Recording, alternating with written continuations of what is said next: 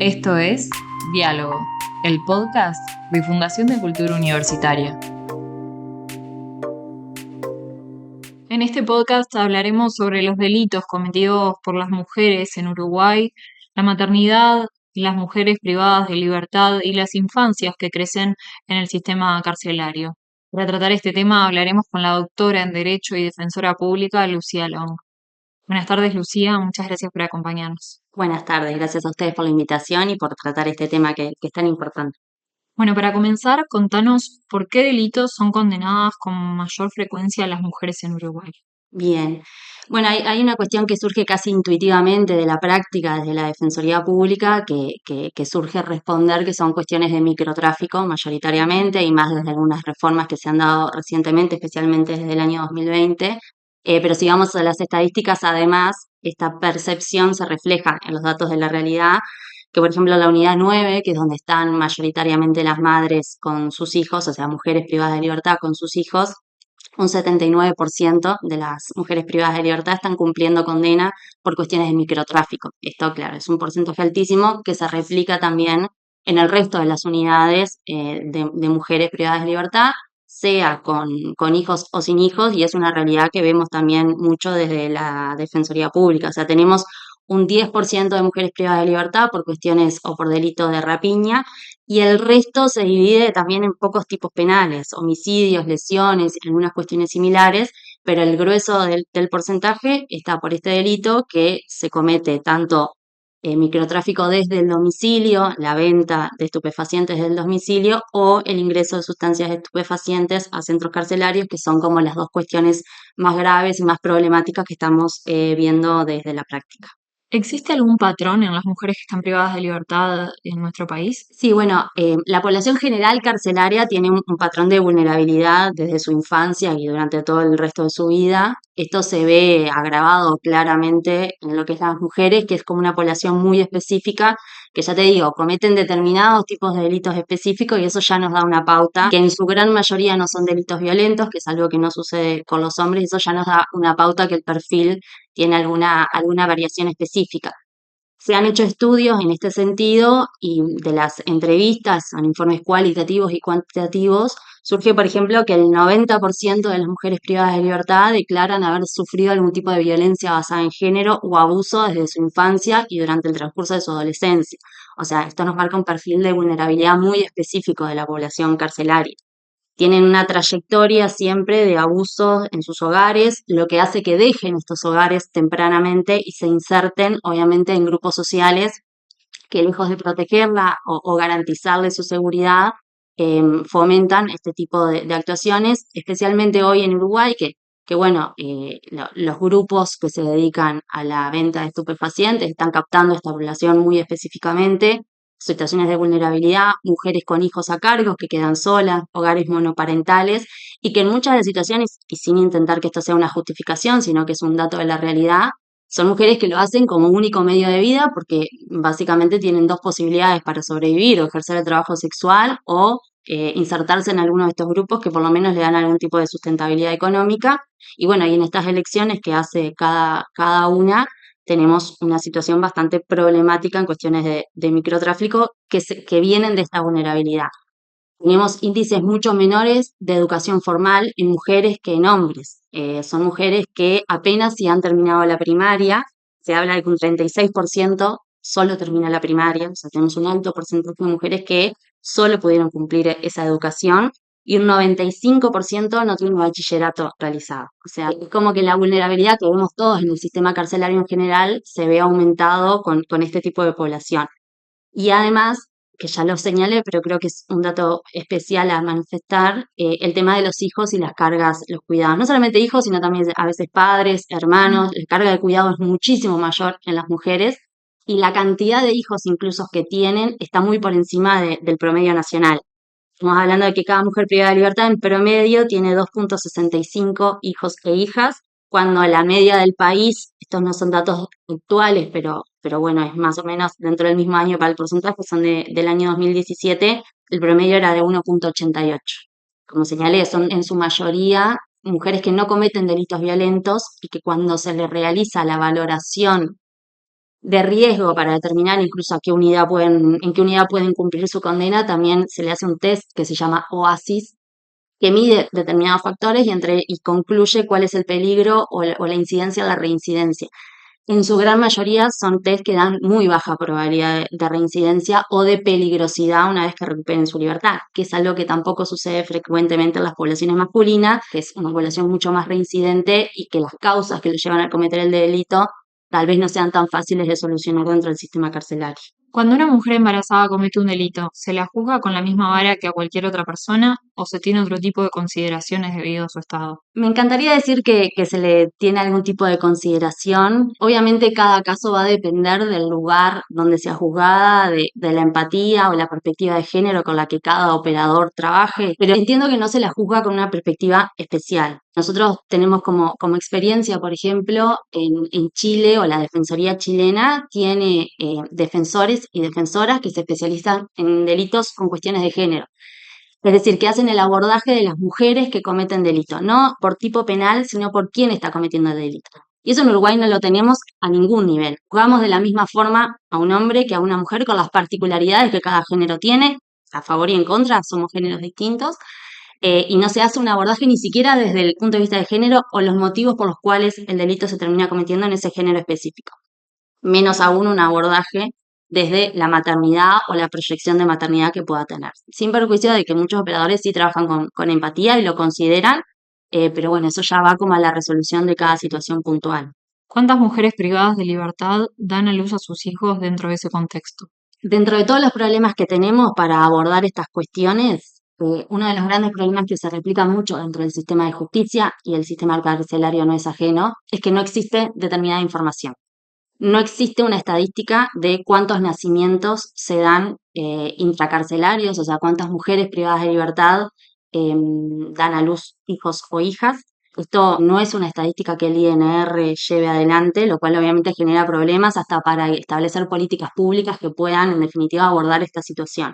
Sí tenemos datos de cuántas embarazadas hay y cuántos niños hay, pero no del proceso que va llevando de las mujeres a tener esos hijos dentro de las cárceles. ¿Cuántos niños viven actualmente en la cárcel de mujeres en Uruguay? Esto es información que siempre está relevando también el comisionado parlamentario, que es como el organismo que sistematiza la información, que además hace un abordaje, ha hecho en los últimos años un abordaje muy especial de la situación de las mujeres privadas de libertad. Tiene un equipo que trabaja no solamente en cuestiones estadísticas, sino también en el tratamiento individual de estas mujeres.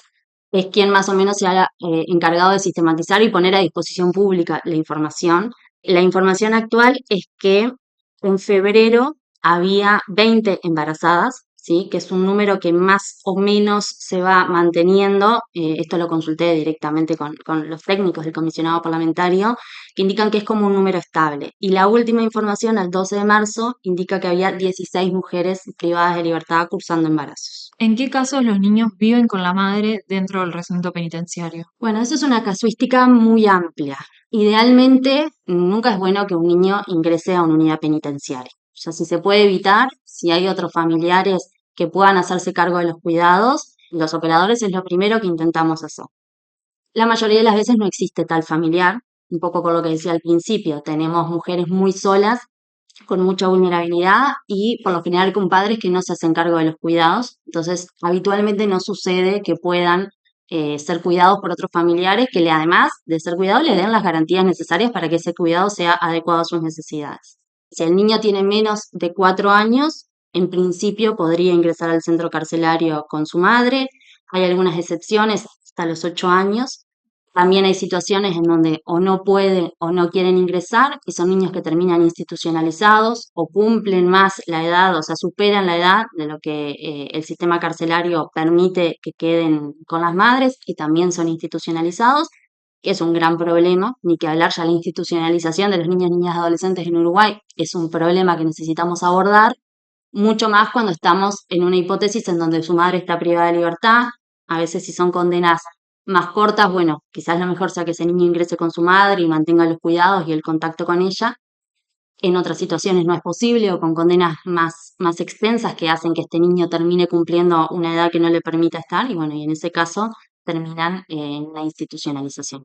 ¿La cárcel está en condiciones para que vivan niños ahí dentro? A ver, en condiciones de recibir niños no está ninguna unidad penitenciaria. Hay situaciones mejores o situaciones peores. No le desearía a ningún niño, niña, adolescente tener que ingresar a un centro penitenciario. De acuerdo también a estos estudios que realiza el comisionado parlamentario, el seguimiento, se han hecho mejoras, se han hecho aportes para que puedan trabajar equipos técnicos, para asegurarle a esos niños la garantía de poder estudiar, de poder tener contacto con el afuera. Y bueno, y en muchos casos sí es mejor que mantengan el contacto con su mamá y no que terminen derivados a un hogar de INAU. Obviamente no deja de ser una prisión, no deja de ser un lugar que es hostil para los adultos, mucho más para niños que van a desarrollar parte de su infancia en ese contexto y que después van a tener que seguir desarrollándose cuando quizás incluso muchas de las pautas de su vida las aprendieron en códigos carcelarios, que todos sabemos que son diferentes a los códigos que tenemos en libertad. Entonces, hay mejores situaciones, peores situaciones. Hoy por hoy tenemos 62 niñas, niñas y adolescentes privados de libertad, distribuidos en diferentes unidades. Obviamente hay algunas que están en mejores condiciones, otras que no están tan bien. También se intenta cuidar en cierta forma el arraigo, porque una mujer que queda privada de libertad en Rivera quizás tenga mejores condiciones para cumplir su pena con su hijo en la unidad 9, que es la unidad de madres con hijos en Montevideo, pero implica un desarraigo de quizás el poco vínculo familiar que pueda tener. O sea, hay como muchos factores que juegan caso a caso para definir cuál es la mejor situación de ese niño, niña, adolescente, con grandes carencias del Estado que muchas veces se automatizan situaciones cuando deberían abordarse en forma bien particular. ¿Cuál es la realidad de las infancias en el sistema carcelario? ¿En qué aspectos Uruguay está atrasado en comparación al resto del mundo? Y bueno, y la realidad son niños, niñas, niños y niñas, porque adolescentes no deberíamos tener, que transcurren su vida en esto que te decía anteriormente, sabiendo privados de libertad, en un contexto que muchas veces es hostil, en un contexto en donde muchas veces se suscitan peleas entre las internas mismas, a veces son temas de fricción, las vinculaciones entre los niños, lo que una interna le puede decir al hijo de otra interna. Son cuestiones que lógicamente, si los vemos en la vida cotidiana, en un jardín de infantes, ¿cómo no los vamos a ver en situación de privación de libertad? O sea que eso de por sí ya no es positivo. Uruguay no tiene una visión tampoco, como decía, de ver particularmente la situación no solo de las mujeres, sino de las mujeres con hijos y pensar proyectos. Tenemos un sistema carcelario que es masculinizado desde su inicio. Y en realidad tiene sentido porque históricamente los hombres han sido quienes han cometido el grueso de los delitos. Pero ahora estamos llegando a una situación en donde la población carcelaria femenina se está duplicando año a año y no se hace un abordaje desde ese punto de vista. No se piensan políticas públicas específicas para que esta persona que cometió un delito y que tiene que cumplir una pena, la pueda cumplir sin que esto afecte a terceras personas que son estos hijos e hijas que directa o indirectamente ven afectados siempre sus derechos. Se plantean experiencias en otros lugares, en otros países, que podrían, esto también lo trabaja el comisionado parlamentario, que podría referirse a cuestiones de hogares de medio camino o unidades chicas en donde funcionen más como una familia y no tanto como una institución. Siempre se ha planteado la necesidad de abordar estas cuestiones, pero no, hasta ahora no se ha conseguido. Lo que se hizo hace un par de años que hubo una saturación de la unidad 9, en donde los niños no estaban pudiendo ingresar a la unidad 9 con sus madres y estaban siendo institucionalizados porque la unidad no tenía cupo.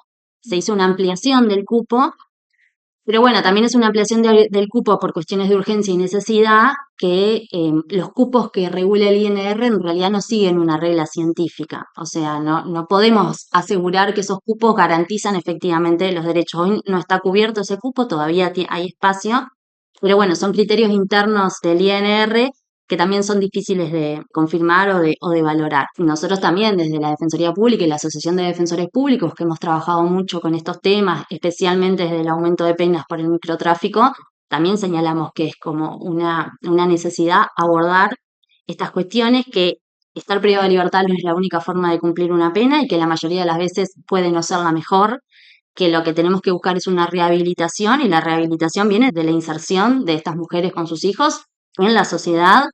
Si es que hay que reinsertar y no insertar, porque hay mujeres que nunca estuvieron insertadas en la sociedad y tenemos que lograr que puedan acomodarse y que cuando cumplan su pena, porque en algún momento la van a cumplir, tengan las herramientas para no reincidir en su conducta.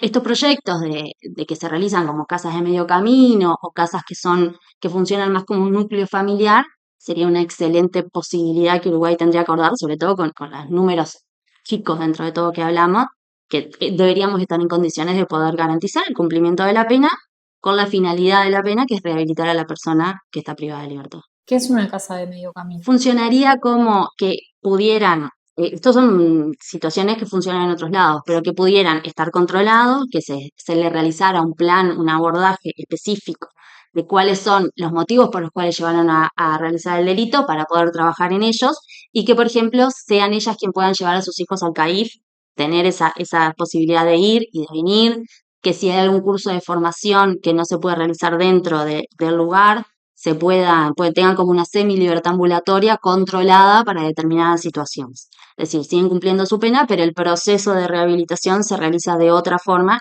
y dándoles las herramientas, primero para que los niños y niñas sufran menos las consecuencias del encierro, porque ya es su mamá quien los lleva a los institutos de educación, quien pueda llevarlo a un pediatra, que pueda realizar su vida, quizás no como normalmente la realizaba, pero sí más cerca de esa cotidianeidad, y a la vez darle herramientas a la mujer para que en el momento de cumplir la pena pueda insertarse más fácilmente. Me hablabas de que hasta cierta edad los niños se quedan con la madre en la cárcel y luego se los institucionalizan.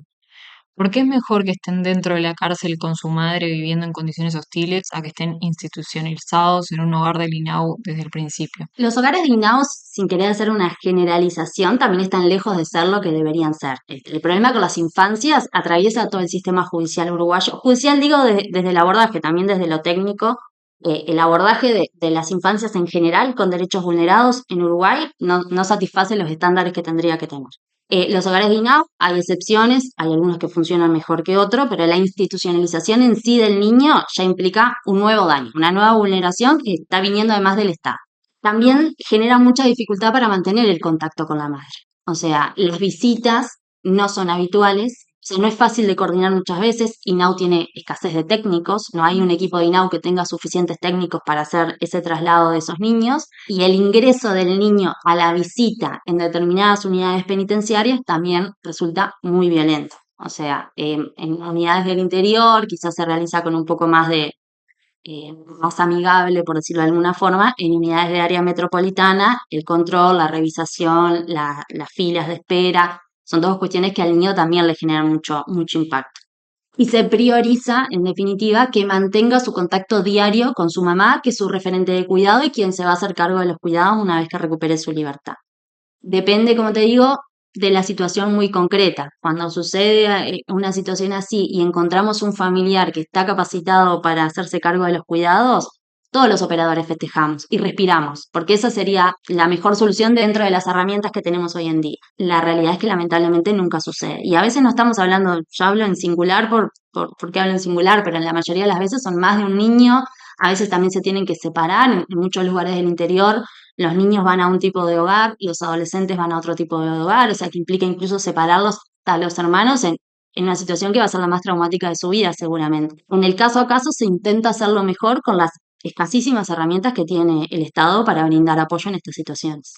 Me decías anteriormente que no es siempre la mejor opción que las mujeres estén cumpliendo la condena dentro de la cárcel.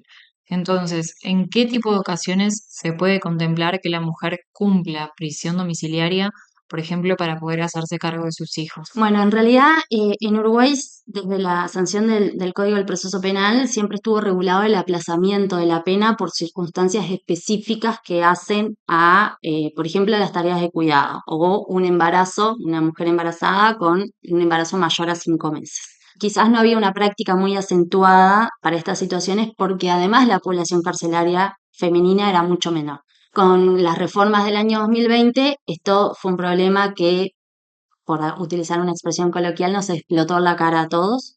Nosotros desde la Asociación de Defensores, que lo veníamos trabajando, sabíamos que esto iba a ser un problema porque la condena al microtráfico y el aumento de las penas al microtráfico, el ingreso de sustancias al establecimiento carcelario y en hogares, era claramente una cuestión que iba a abordar especialmente a la población femenina.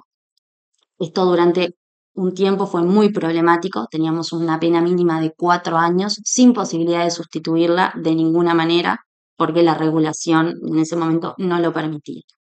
Después de un trabajo de exposición de este problema al público y de nuevo de un trabajo del parlamentario en términos de sensibilización, a través de la ley 20.212 se realizaron algunas reformas que permitieron, en primer lugar, que el delito de ingreso de sustancias estupefacientes al establecimiento carcelario se pudiera castigar en grado de tentativa. ¿Qué significa esto? En toda la regulación de cuestiones de droga, nuestro legislador desde hace muchísimos años tomó la postura de no admitir la condena en grado de tentativa. O sea, yo quiero hacer algo, pero por diferentes motivos no lo termino de hacer, por decirlo sencillamente. En los delitos vinculados a la droga, esto no estaba habilitado. Se habilitó que se pudiera imputar, pasa mucho que las mujeres van ingresando a las unidades penitenciarias y en la revisión es que se les advierte la droga, y en ese momento antes teníamos una condena de 4 años de mínimo. Ahora al permitirse la condena en grado de tentativa, ya baja la condena a 16 meses de mínimo, que es una diferencia sustancial. Y a la vez esto permite la posibilidad de sustituir la pena por determinadas condiciones, por ejemplo el arresto domiciliario que tú manejabas, una vez que son condenadas. O sea, también se puede a nivel de medidas cautelares, pero a efectos de la condena se podría sustituir la pena por un arresto domiciliario y el cumplimiento de otras condiciones. En muchos casos también genera un problema porque esa madre que tiene un niño y que está sola, también tiene que salir a hacer los mandados, tiene que salir a la policlínica, tiene que salir a llevar a su hijo a la educación en la que sea que esté inserto. Entonces, no soluciona del todo la cuestión, pero sí permite como una mayor capacidad también de abordaje de los equipos técnicos en territorio, que no son los carcelarios. Se puede trabajar un poco más que con la mujer privada de libertad. ¿Y en qué ámbito se debería avanzar para que esa mujer privada de libertad sí pueda cumplir una pena y al mismo tiempo pueda hacerse cargo de sus hijos, de ir al supermercado, de llevarlos a la escuela si es que no tiene nadie más que lo pueda hacer? Bueno, primero pienso que lo que están haciendo ustedes es de las cosas más importantes que tenemos que hacer, concientizar. Concientizar que esto es un problema, que están sufriendo no solamente las mujeres, porque yo sé que hay como una imagen en que, bueno, las mujeres cometieron un delito, tienen que pagar su pena, sino que esto no es solamente quien comete el delito, sino que hay una consecuencia muy grave de nuestras infancias, que ya hoy están en una situación crítica, pero que cuando sean más grandes va a ser la realidad que van a conocer. O sea, concientizar que esto es un problema a la población en general. Y después concientizar a los operadores, porque también hay mucha resistencia a que estas medidas sustitutivas, que son legales y es ley vigente en nuestro país, se apliquen sin tener que discutirlo mucho. O sea, si yo puedo acreditar como defensora que mi rol, que tengo una mujer privada de libertad, que tiene determinadas circunstancias, determinadas condiciones y que puede cumplir esta pena en una manera sustitutiva, no debería generar a veces tanto rechazo como se genera a nivel de los operadores jurídicos que tenemos la formación y conocemos las leyes para que esto pueda desenvolverse. O sea que creo que el abordaje o la concientización del problema es lo primero. Esto que cumplir una pena no necesariamente es estar privado de libertad en un centro carcelario. Y después necesitamos un abordaje de las instituciones técnicas, el fortalecimiento, bueno, de la Defensoría Pública ni que hablar para que pueda abordar estas cuestiones con la seriedad que la merecen, y después de equipos técnicos del MIDES o de INAU, que son quienes trabajan, que realmente saben lo que viven esos niños, porque están en territorio y porque viven y luchan con esas cuestiones día a día, que se pueda abordar y que le den el apoyo a esta mamá, que pueda contar con alguien, un referente a quien consultarle las cuestiones, que pueda saber cuáles son sus derechos, que pueda saber qué es lo que puede y no puede hacer. Muchas veces hay medidas que se terminan incumpliendo porque la persona realmente no entendió cuál era el alcance de la medida. Estamos hablando de una población que apenas si tiene primaria terminada, tenemos que tener un abordaje especial. Y después, como en todo el sistema judicial también, un abordaje con perspectiva de género. Esto que hablábamos también, no se puede abordar de la misma situación un hombre que una mujer, que una mujer que una mujer con hijos. Son situaciones muy puntuales que requieren un análisis específico para lo que no tenemos recursos y no tenemos medios. O sea, no existe hoy en el sistema judicial en general una forma de abordar concretamente este problema desde lo social y no tanto desde lo normativo. Entonces me parece que es como un conjunto de cosas que empieza porque todos empecemos a entender que esto es una realidad que hoy nos golpea y que nos va a golpear cada vez más. Y que si no trabajamos con las infancias, después no hay marcha atrás. Hoy nos lamentamos el alto índice de personas privadas de libertad que tenemos, que en su momento no los abordamos. Entonces es hasta un tema de seguridad pública. Debería importarnos a todos más allá de los derechos humanos que le doy por entendido que es la cuestión fundamental. Me decías hace un rato que la gran mayoría de las mujeres están presas por microtráfico. Entonces, sabiendo la causa por la que terminan en la cárcel, ¿qué se puede hacer para combatirlo o para prevenir que las mujeres lleguen al punto de cometer este delito? Y bueno, en realidad todo el tema de trabajo previo de las instituciones, o sea, todo lo que te comentaba a posterior o en el caso de que pudiera haber una sustitución de la pena, se requiere con mucho mayor énfasis en la parte previa. O sea, no alcanza tampoco con pagar partidas especiales o pagar asignaciones familiares, porque muchas veces son mujeres que realmente quieren trabajar, quieren salir adelante y tenemos hogares monoparentales con 3 niños que a veces consiguen que el niño esté 8 horas en CAIF y a veces no consiguen el cupo de 8 horas y pueden estar solo 4 horas. Entonces, es materialmente imposible que una mujer con 3 niños a cargo, distintos horarios de escolarización y ni siquiera escolarización a tiempo completo pueda sostener un trabajo de 8 horas para poder sustentarse. Hay muchas cuestiones previas de vulnerabilidad que hacen que terminen eligiendo entre las casi nulas opciones que tienen para poder sustentarse a sí misma y a sus hijos. También hay un tema, obviamente, de que son cooptadas por estos grupos que advierten su vulnerabilidad y se aprovechan de ella, pero eso ocurre una vez que las instituciones la abandonan o una vez que el Estado no da respuesta. El Estado tiene que ser fuerte en el abordaje de estas situaciones con enfoque en la mujer, ni que hablar, pero repito, en las infancias. Nosotros no podemos abordar esta problemática sin mencionar el tema de las infancias, que además son quienes no tienen voz y que muchas veces terminan cumpliendo un papel secundario cuando deberían tener un papel principal en estas cuestiones. Me comentabas que en algunas situaciones la mujer puede cumplir prisión domiciliaria. ¿Recordás algún caso particular sobre esto? Bueno, hubo un caso que fue un poco el que puso este tema sobre el tapete, que fue público y que se manejó en la prensa, que la imputada, la condenada en ese caso se llamaba Donna Summer y que generó como toda una cuestión pública que hizo que nos concientizáramos un poco más sobre la situación y que creo que fue también el puntapié inicial que originó estas reformas que vinieron en rendición de cuentas para mejorar la situación. Casos concretos tenemos todos los defensores públicos, sobre todo los que trabajamos en jurisdicciones en donde hay unidades penitenciarias. Siempre tenemos situaciones de mujeres que intentan ingresar droga, la mayoría de las veces son cantidades ínfimas, que son en muchas situaciones amenazadas desde el interior de la unidad o que muchas veces termina operando por necesidad. Hay un alto porcentaje de mujeres, no está estudiado y son casos que muchas veces no llegan a juicio, entonces no queda acreditado, pero que son amenazadas o por sus propias parejas que están dentro de la unidad o por terceros con la amenaza de si no entras droga le voy a hacer algo a tu pareja, a tu padre, a tu hijo, a tu hermano.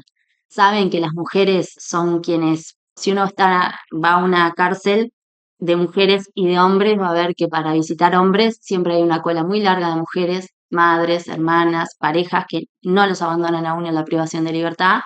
Y cuando uno va a una cárcel de mujer, la fila se reduce mucho menos y por lo general también son sus madres, sus hermanas, sus amigas que no las dejan sola en privación de libertad.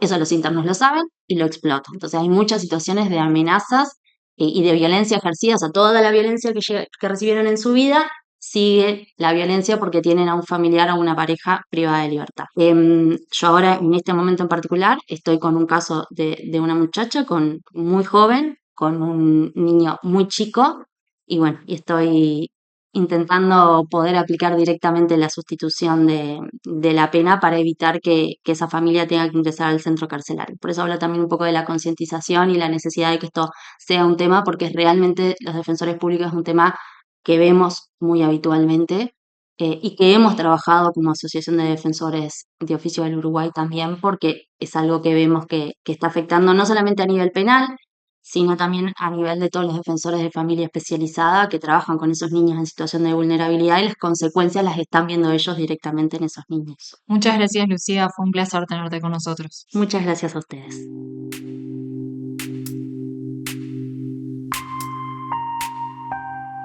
Gracias por elegir Diálogo, el podcast de Fundación de Cultura Universitaria. Seguinos en redes sociales para conocer todas las novedades.